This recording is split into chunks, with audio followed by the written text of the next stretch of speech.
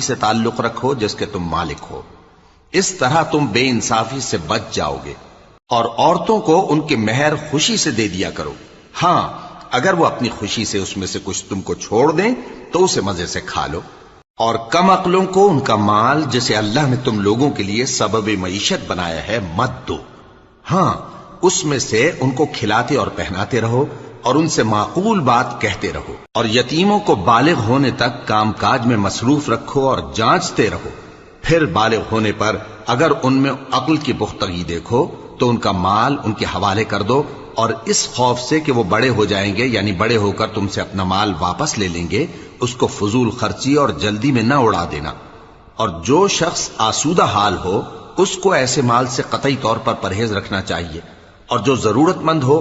وہ مناسب طور پر یعنی بقدر خدمت کچھ لے لے، اور جب ان کا مال ان کے حوالے کرنے لگو تو گواہ کر لیا کرو۔